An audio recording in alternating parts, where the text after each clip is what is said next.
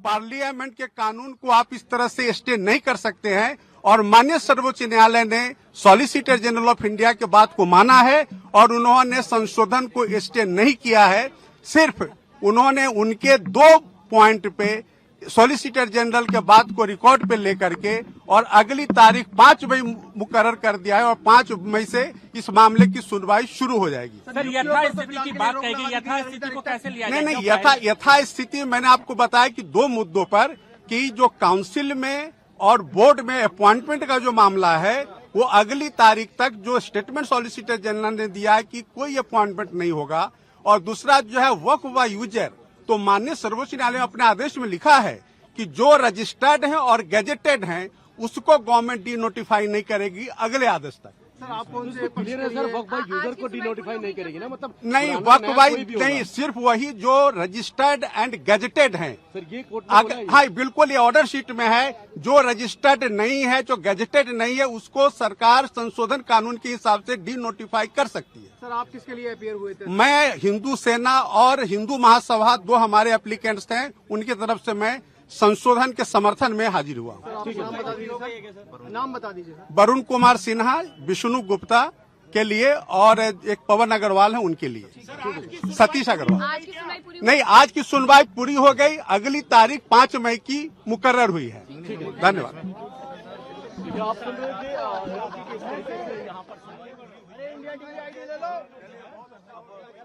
Supreme कोर्टानं अंतरिम स्थगिती दिलेली आहे। या क्षणाची सर्वात मोठी बातमी, नवीन वक्फ कायद्याला सुप्रीम कोर्टानं स्थगिती दिलेली आहे। खरं तर गेल्या अनेक दिवसांपासून या विधेयकाविरोधात अनेक याचिका कोर्टात दाखल झाल्या होत्या आणि त्यानंतर केंद्राला उत्तर देण्यासाठी 7 दिवसांची वेळ कोर्टानं दिलेली आहे। आत्ताच्या घडीची सर्वात मोठी बातमी लोकशाही मराठीच्या माध्यमातून आपण बघतोय। नवा वक्फ कायद्याला सुप्रीम कोर्टानं अंतरिम स्थगिती दिलेली आहे।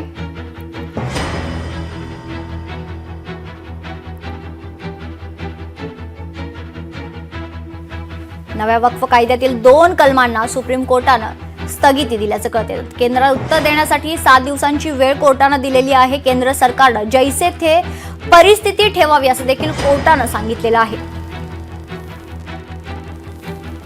नव्या वक्फ कायद्याला सुप्रीम कोर्टानं स्थगिती दिल्याचं कळते। केंद्राला उत्तर देण्यासाठी 7 दिवसांची वेळ देखील कोर्टाच्या वतीने देण्यात आलेली आहे। या क्षणाची सर्वात मोठी बातमी लोकशाही मराठीवर, नव्या वक्फ कायद्याला अंतरिम स्थगिती देण्यात आली। यापुढे प्रमुख याचिकांवर सुनावणी होणार आहे। सध्या परिस्थिती जैसे थेच ठेवा अशा सूचना कोर्टानं दिलेल्या आहेत। तर पुढील आदेश येईपर्यंत वक्फमध्ये कोणतीही नवीन नियुक्ती होणार नाही। या संदर्भात अधिक माहिती जाणून घेऊयात। आमचे प्रतिनिधी स्वप्नील जाधव आपल्यासोबत जोडले गेलेले आहेत। स्वप्नील, या वक्फ कायद्याला खरं तर सुप्रीम कोर्टानं स्थगिती दिलेली आहे, काय अधिकची माहिती आहे? नव्या वक्फ सुधारणा कायद्याला केंद्र सरकारच्या ज्या आहे तो सुप्रीम कोर्टाने स्थगिती दिलेली आहे, त्यामुळे मोठा झटका हा केंद्र सरकारसाठी असेल। एकूणच स्वप्नील, माफ करा, तुम्हाला थांबवते। आदेश पास किया है। All appointments, Waqf Council and Waqf Board have been stayed until the matter is heard. No appointment will be made to the Waqf Council or to the Waqf Board. मैं पकड़ ले रहा हूँ ना। उसके अलावा all existing waqfs, all waqfs including waqfs by user which are notified, registered, gazetted, etc. will be protected and will not be their nature and character will not be changed while the matter is being heard. ये अंतरिम आदेश interim order supreme court ने pass KIA.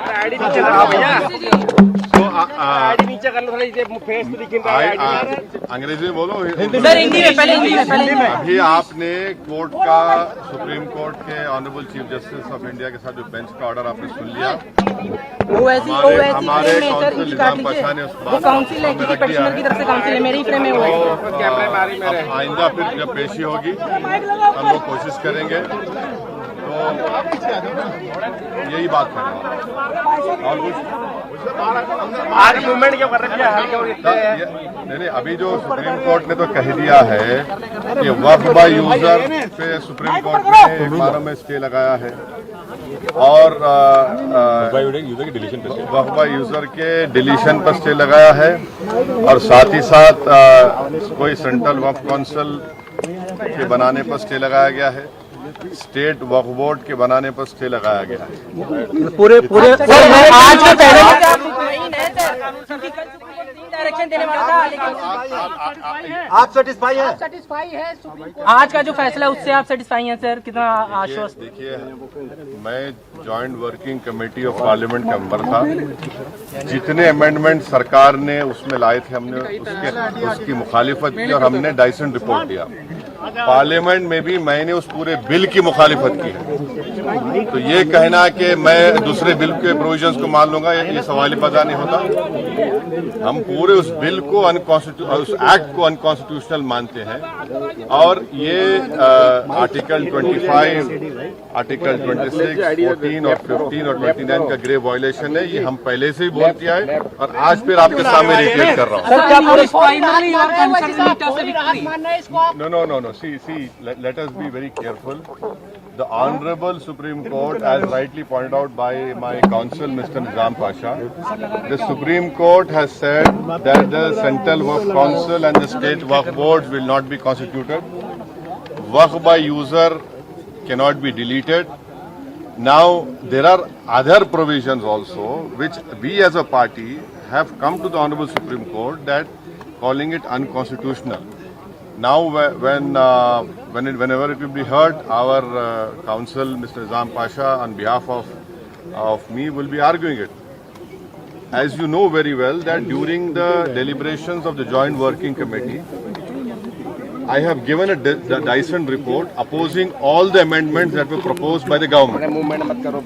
And during the debate in the Parliament on the consideration or passing of that bill, I have opposed each and every amendment. I have called it unconstitutional. I still call this law as unconstitutional, as violating the fundamental rights of Article 14, 15, 25, 26 and 29. So our legal battle will continue to ensure that this act, against this act will continue. देखिए, सवाल देखिए, आपको पूरे उस कानून को समझने की जरूरत है। अब 5 साल का मुसलमान प्रैक्टिसिंग रहेगा सर, इधर भी 5 साल प्रैक्टिसिंग मुसलमान का तो रहेगा। अब उसको कौन डिसाइड करेगा? अब कोई महिला है, उसको कौन डिसाइड करेगा? तो ऐसे कई उसमें जो अमेंडमेंट्स के जरिए लॉ बनाया गया है, हम उसके आज भी मुखालिफत कर रहे हैं और कल भी अपोज करते रहेंगे। और लीगली हम सुप्रीम कोर्ट ने चैलेंज किए, हम उसको उन तमाम चीजों को violation of the fundamental rights मानते हैं। Thank you. तर नव्या वक्फ कायद्याला सुप्रीम कोर्टानं स्थगिती दिलेली आहे। केंद्राला उत्तर देण्यासाठी 7 दिवसांची वेळ खरं तर कोर्टानं दिलेली आहे। या संदर्भात अधिक चर्चा करूया। आपल्यासोबत ज्येष्ठ विधिज्ञ माजिद मेनन जोडले गेलेले आहेत। माजिदजी, स्वागत आहे तुमचं लोकशाही मराठीवर। या क्षणाची अत्यंत महत्त्वाची आणि मोठी बातमी आहे। खरं तर या कायद्याला सुप्रीम कोर्टानं स्थगिती दिलेली आहे। अनेक संघटनांनी आणि 7 राज्यातून दाखल केलेल्या 72 याचिकांवर ही सुनावणी सुरू झाली होती आणि त्यानंतर आता सुप्रीम कोर्टाची ही सुनावणी समोर येते। काय अधिकची माहिती आहे? काल जी हिअरिंग झाली होती त्याच्यामध्ये अशी इंडिकेशन सुप्रीम कोर्टने दिली होती 3 जजेस खंडपीठाने की सरकारने या कायद्या संदर्भात 2 प्रश्न आहेत। पहिला की हा जो वक्त मामला आहे तो काय केलं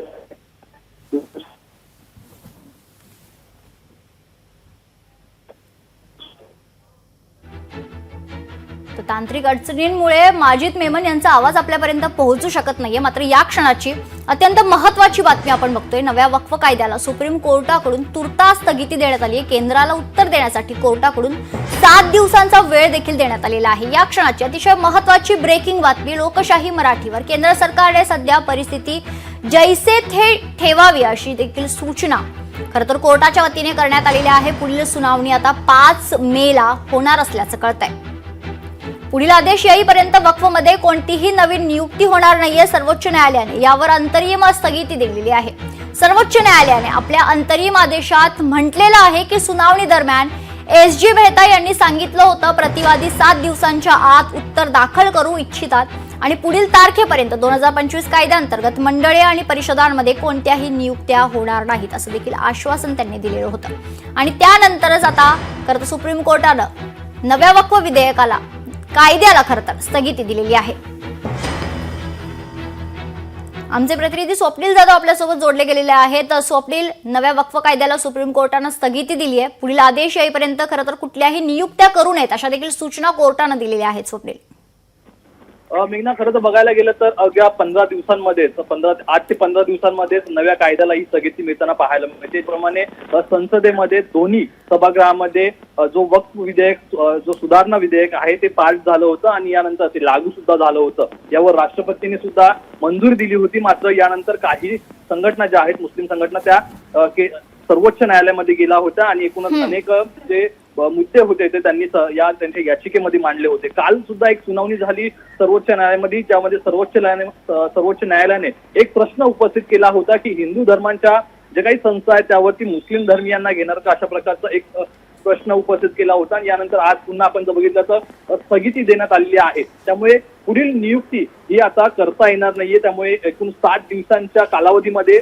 जे केंद्र सरकारला आपलं म्हणणं म्हणजे आपली बाजू मांडण्यासाठी जे 7 दिवस दिलेले आहे, त्यामुळे या 7 दिवसांमध्ये आता केंद्र सरकार मुद्देसूद कशाप्रमाणे बाजू मांडते आणि काय नवीन यामध्ये मुद्दे पाहायला मिळतात हे पाहणं महत्वाचं ठरणार आहे. मात्र सध्या केंद्र सरकारला हा मोठा झटका असेल, कारण त्यांच्या जे नवीन जे वक्फ विधेयक, सुधारणा विधेयक आहे त्याला कुठेतरी स्थगिती ही केंद्र सरकारला जी सर्वोच्च न्यायालयाने दिलेली आहे. निश्चित स्वप्नाल, महत्वाचा मुद्दा म्हणजे या मुद्द्यावर, खरं तर या कायद्याच्या मुद्द्यावर जेव्हा खंडपीठाद्वारे सुनावणीची तयारी होत होती, त्याच्यामुळे तातडीने काहीतरी निर्णय होईल अशी तयारी देखील खंडपीठाच्या वतीने आपल्याला दिसत होती. कारण काल जे काही खंडपीठाच्या वतीने सांगण्यात आलं होतं त्याच्यामुळे कुठेतरी संकेतच दिसले होते की या कायद्याला कदाचित स्थगिती येऊ शकते आणि त्यानंतर आज ही बातमी आली आहे. नक्कीच मेघना, ज्याप्रमाणे सुनावणी सुरू होती त्यामध्ये अनेक गोष्टी महत्वाच्या या ठिकाणी कोर्टाकडून सुद्धा उपस्थित करण्यात आलेले अनेक प्रश्न उपस्थित करण्यात आले, ज्यावरती केंद्र सरकारकडनं वेळ मागण्यात आला. खरं तर कालची सुनावणीमध्ये काही प्रश्न उपस्थित केल्यानंतर आम्ही तात्काळ याबद्दलची माहिती आपणास देऊ अशा प्रमाणाची उत्तरही केंद्र सरकारच्या वकिलांकडून आपल्याला पाहायला मिळाली. त्यानंतर आजच्या या सुनावणीमध्ये दरम्यान काही प्रश्न असे उपस्थित झाले. यामध्ये खरं तर वेळ हा 7 दिवसांचा दिलेला आहे, त्याची उत्तरं आणि जसं केंद्र सरकारची जी बाजू आहे, वक्फ विधेयक सुधारणा जे आहे यामध्ये काय काय महत्वाच्या तरतुदी करण्यात आलेल्या आहेत, कशा प्रकारे हे नवीन विधेयक जे वक्फची लँड जी आहे, वक्फ जमीन आहे त्या संदर्भातील असेल किंवा वक्फच्या सर्व अधिकार असतील या संदर्भात जी काही नवीन माहिती आहे ती आता केंद्र सरकार जे आहे ते कोर्टासमोर सर्वोच्च न्यायालयामध्ये ठेवणार आहे. त्यामुळे नक्कीच 60 दिवसांमध्ये जो काही लेखाजोखा जी अधिक माहिती केंद्र सरकार काय ठेवतं आणि एकूण संक्षिप्त ही माहिती काय आहे ते पाहणं महत्वाचं असेल. निश्चित स्वप्नील, आपण दिलेल्या सविस्तर माहितीसाठी धन्यवाद. लोकशाही मराठी ऐका, पहा, जागरूक रहा.